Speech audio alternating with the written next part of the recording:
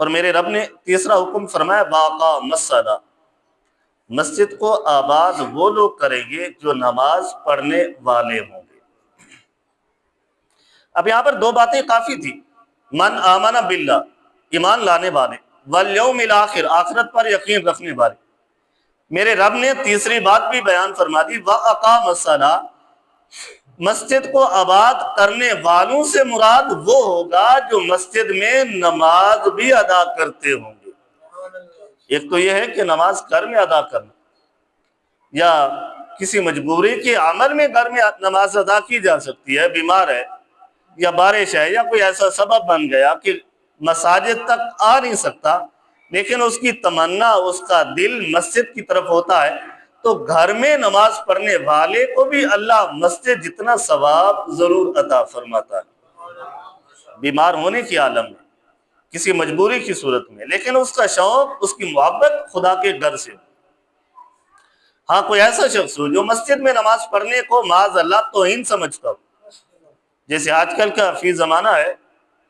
کہ جس کو اللہ رب العزت کچھ دولت مال عطا فرماتے ہیں، وہ خدا کے گھر میں آنے کو بھی اپنی توہین سمجھا کرتے ہیں۔ تو میرے رب نے فرمایا انما یعمر مساجد اللہ، مسجد کو آباد وہ کرتے ہیں جو نماز بھی قائم کرتے ہیں۔ اور چوتھا سبب فرمایا وآت الزکاۃ، نماز کے ساتھ ساتھ وہ زکوٰۃ کو بھی ادا کرتے ہیں۔ اب ان چاروں چیزوں میں سے من آمن باللہ، اللہ پر ایمان رکھنا، والیوم الاخر آخرت پر ایمان رکھنا، واقام الصلاۃ نماز کو قائم کرنا، وآت الزکاۃ زکوٰۃ ادا کرنا، ان چاروں میں سے کسی ایک چیز کا بھی بندہ منکر ہو جائے تو وہ دائرہ اسلام سے خارج ہو جاتا ہے۔ زکوٰۃ کو فی زمانہ ٹیکس سمجھا جاتا ہے اور زکوٰۃ دینے کو بوجھ سمجھا جاتا ہے، حالانکہ میرے رب نے نماز کے ساتھ زکوٰۃ کا ذکر فرمایا۔ محدثین کرام، علماء کرام اس میں ایک توجیہ یہ بھی لکھتے ہیں کہ جس طرح ہم اپنے بدن کو صاف کرتے ہیں نماز پڑھنے کے لیے، وضو کرتے ہیں، غسل کرتے ہیں، اچھے کپڑے پہنتے ہیں، تو ہمارا ظاہری بدن صاف ہو رہا ہوتا ہے نماز کے لیے، تو میرے رب نے فوراً وآت الزکاۃ کا ذکر فرما دیا۔ جس طرح ظاہری بدن کو صاف رکھنا ضروری ہے، اسی طرح اپنے دل کو بھی صاف رکھنا ضروری ہے، اپنے مال کو بھی پاک صاف رکھنا ضروری ہے۔ تو مال کو پاک صاف کیسے کریں گے؟ جب ہم زکوٰۃ ادا کریں گے تو اللہ اس کے توسل سے ہمارے مال کو پاک اور صاف فرما دے گا۔ اب یہاں پر میرے رب نے من آمن باللہ والیوم الاخر واقام الصلاۃ، نماز کو مسجد میں ادا کرنے والوں کو یامرو کے ساتھ تعبیر کیا گیا۔ ایک حدیث مبارکہ ہے، حضرت سعید بن مسیب رضی اللہ تعالیٰ عنہ اس کے راوی ہیں، اور یہ حدیث مبارکہ اجلہ کتب میں بھی موجود ہے، یہاں پر شعب الایمان میں یہ حدیث مبارکہ موجود ہے۔ تو حضرت سعید بن مسیب رضی اللہ تعالیٰ عنہ بیان فرماتے ہیں کہ ہم ایک انصاری صحابی تھے، اس کا آخری لمحہ چل رہا تھا، تو ہم گئے ہوئے تھے عیادت کرنے کے لیے۔ تو فرماتے ہیں کہ ان انصاری صحابی کی وصال کا وقت جب قریب تھا تو ہم گئے بیٹھے تھے، تو اس کو تھوڑا سا ہوش آیا، اپنے آپ کو سنبھالا، تو گھر والوں سے سوال کرتا ہے کہ کون میرے گھر میں موجود ہے؟ تو ان کے گھر والے کہتے ہیں کہ اہلوکا و اخوانوکا و جلوسنا فی المساجد،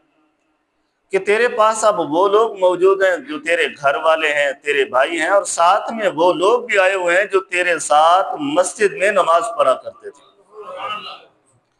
تو کتنا یہ خوبصورت تعلق ہے نماز پڑھنے والے لوگوں کا، جب کاندھے سے کاندھا ملا کر کھڑے ہوں تو محبتیں پیدا ہوتی ہیں اور ایک دوسرے سے انس پیار بڑھتا ہے، اور اسلام کا ایک معیار بڑھتا ہے۔ جب ہمارا اسلام تھا تو اس وقت صحابہ کرام کا یہ انداز ہوتا تھا، جن کے ساتھ کاندھے ملا کر کھڑا کرتے تھے تو ان کو صرف نماز میں کھڑے ہو کر حال نہیں پوچھا کرتے تھے، اگر وہ نمازی بیمار ہو جائے تو نمازی حضرات جو صحیح ہوتے تھے اس کی عیادت کرنے بھی جایا کرتے تھے۔ آج فی زمانہ تو ایسا ہے کہ ایک نمازی دوسرے نمازی کا دشمن بنا ہوا ہوتا ہے، حالانکہ صفوں میں کھڑے ہوتے ہیں، ایک جگہ نماز پڑھنے والے ہوتے ہیں، خدا کے گھر میں آئے ہوئے ہوتے ہیں۔ اس کی وجہ مفسرین کرام یہ لکھتے ہیں کہ جب نمازی صفیں درست نہیں کرتے، کاندھے سے کاندھا ٹھیک طرح سے نہیں ملاتے اور صحیح طرح سے اپنے قدموں کا چناؤ نہیں کرتے، تو پھر میرا رب کبھی ان کے دلوں کے اندر آپس میں محبتیں پیدا نہیں فرماتا۔ جس طرح ان کی صفیں آگے پیچھے ہوتی ہیں، اسی طرح میرا رب ان کے دلوں کے اندر بھی نفرتیں پیدا فرما دیتا ہے۔ آج فی زمانہ ایک نمازی دوسرے نمازی کا دشمن کیوں ہے؟ اسی وجہ سے ہے کہ اپنے صفوں کو درست نہیں کرتے، اپنے صفوں کو اچھی طرح سے نہیں دیکھتے۔ جب ہم صفیں اچھی طرح سے نہیں بنائیں گے، خوبصورت انداز سے ترتیب نہیں رکھیں گے، جس طرح شریعت ہمیں کہتی ہے اس طرح سے ہم نماز جب نہیں پڑھیں گے، تو ہمارے دلوں کے اندر ایک دوسرے کے لیے کبھی محبت بھی ہمارے دلوں کے اندر پیوست نہیں ہوا کرے گی۔ وہ صحابی فرماتے ہیں کہ جب وہ اٹھ کر پوچھا کہ میرے گھر میں کون موجود ہے، تو فرمایا کہ تیرے اہل والے ہیں، تیرے بھائی ہیں، اور ساتھ میں وہ لوگ موجود ہیں جو تیرے ساتھ مسجد میں نماز پڑھا کرتے تھے۔ تو وہ کہنے لگے کہ انی محدثکم اليوم حدیثا، کہ آج تمہیں میں ایک ایسی بات بتاتا ہوں کہ ساری زندگی جب تک میں زندہ رہا کسی کو میں نے یہ بات ابھی تک نہیں بتائی۔ تو صحابہ کرام فرماتے ہیں کہ ہم بڑے خوش ہوئے کہ آج اپنے نبی کی بات سنیں گے۔ اور یہ زمانہ وہ نہیں تھا کہ حضور صلی اللہ علیہ وسلم بظاہر موجود نہیں تھے، بظاہر دنیا سے انتقال کر گئے تھے، بظاہر پردہ فرما گئے تھے۔ اس کے بعد کا یہ ذکر ہے۔ تو وہ صحابی فرماتے ہیں کہ اصل میں بات یہ ہے کہ مجھے میرے محبوب نے فرمایا کہ من توضأ فی بیتہ، جو شخص گھر سے وضو کر کے نکلتا ہے، فاحسن الوضوء، اور وضو گھر سے اچھی طرح سے کرتا ہے، بڑا خوبصورت انداز سے وضو کرتا ہے، فرمایا کہ جتنے قدم وہ چل کر آتا ہے، جب دایاں قدم رکھتا ہے اور بایاں قدم رکھتا ہے، ایک قدم اٹھانے میں اللہ اسے نیکیاں عطا فرماتا ہے، اور دوسرے قدم اٹھانے میں اللہ اس کے گناہوں کو معاف فرما دیتا ہے۔ اللہ اس کے گناہوں کو معاف فرما دیتا ہے۔ کیسے شخص کے لیے بیان ہوا کہ وہ شخص جو مسجد میں نماز پڑھنے کے لیے گھر سے وضو کر کے نکلتا ہے۔ ایسا نہیں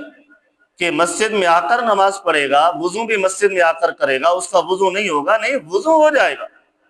وضو کر لیا جائے تو کوئی حرج نہیں ہوتا۔ لیکن اس صحابی یہ دلیل دے رہے ہیں کہ اگر تم ثواب کے پجاری ہو، یہ چاہتے ہو کہ اللہ ہماری نیکیاں ہمیں زیادہ عطا فرما دے، تو نماز تو پڑھنی ہے، کیوں نہ بہتر طریقہ استعمال کرو کہ گھر سے جب نکلو تو اچھی طرح سے وضو کر کے نکلو۔ جب تم اچھی طرح سے گھر سے وضو کر کے نکلو گے تو جتنے قدم چل کر مساجد میں آؤ گے، اللہ اتنا نیکیاں بھی عطا فرمائے گا اور اتنے گناہ بھی اللہ ہمارے معاف فرما دے گا۔ اور پھر فرمائے کہ ثم خرج الى المسجد فصلى في الجماعة المسجد، وہ نکلتا ہے صرف مسجد میں نماز ادا کرنے کے لیے۔ فإذا صلى بصلاة الإمام، اور امام کے پیچھے نماز پڑھنے کو وہ ترجیح دیتا ہے۔ انصرف،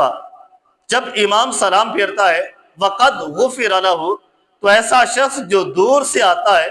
اور وضو گھر سے کر کے آتا ہے، اللہ قدم پر قدم اس کے گناہوں کو بھی معاف فرماتا ہے، اسے نیکیاں بھی عطا فرماتا ہے، اور ساتھ میں جب سلام پھیرتا ہے تو اللہ اس کے سارے گناہوں کو بھی معاف فرما دیتا ہے۔ تو قرآن میں ہے وَأَقَامَ الصَّلَاةَ، کہ مسجد کو آباد کرنے والے وہ ہیں جو مسجد میں نماز پڑھتے ہیں۔ اور اس حدیث میں بتایا گیا کہ مسجد میں جو نماز پڑھتے ہیں تو اللہ انہیں اجر کتنا عطا فرماتا ہے، اللہ ان کے قدم بقدم پر بھی نیکیاں الگ عطا فرماتا ہے، اور ساتھ میں ایک قدم کے بدلے میں اللہ گناہ بھی اس کے معاف فرماتا ہے۔ جب امام سلام پھیرتا ہے اور پھر کے بیٹھتا ہے تو اللہ ایسے لوگوں کے تمام گناہوں کو معاف فرما دیتا ہے۔ ایک صحابی نے عرض کی کہ حضور یہ تو بتائیے، ایسا شخص جو گھر سے نکلا ہو، نکل کر جب مسجد میں پہنچے تو امام 1 یا 2 یا 3 رکعتیں پڑھا چکا ہو، پھر آ کر وہ جماعت میں شامل ہو جائے، 1 رکعت اسے نصیب ہو یا 2 رکعتیں اسے پڑھنے کو مل جائے، تو پھر فرمایا کیا کرنا چاہیے؟ فرمایا کہ اگر ایسا شخص جو امام کے پیچھے 1 رکعت بھی پالے تب بھی میرا خدا اس کے گناہوں کو معاف فرما دیتا ہے۔ تو یہ انداز ہے احادیث مبارکہ میں۔ تو ایک صحابی نے پھر پوچھا کہ اچھا یہ بتاؤ کہ اگر اسے رکعت نہ ملے، صرف آخری اتحیات میں ایسا بندہ شامل ہو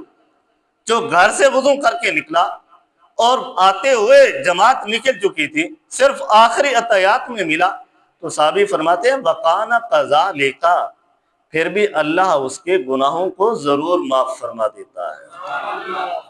یہ احادیث مبارکہ بتاتی ہے کہ انما یعمر مساجد اللہ، اللہ کی مساجدوں کو وہ لوگ آباد کرتے ہیں، وہ لوگ اس مسجد کے آباد کرنے کا سبب بنتے ہیں، وَأَقَامَ الصَّلَاةَ، جو مسجد میں آ کر نماز بھی ادا کرتے ہیں۔ فرمایا وَآتَ الزَّکَاةَ، زکوٰۃ بھی ادا کرتے ہیں۔ وَلَمْ يَخْشَ إِلَّا اللَّهَ، ایسے لوگ سوائے اللہ سے کسی اور سے ڈرنے والے نہیں ہوا کرتے۔ جو لوگ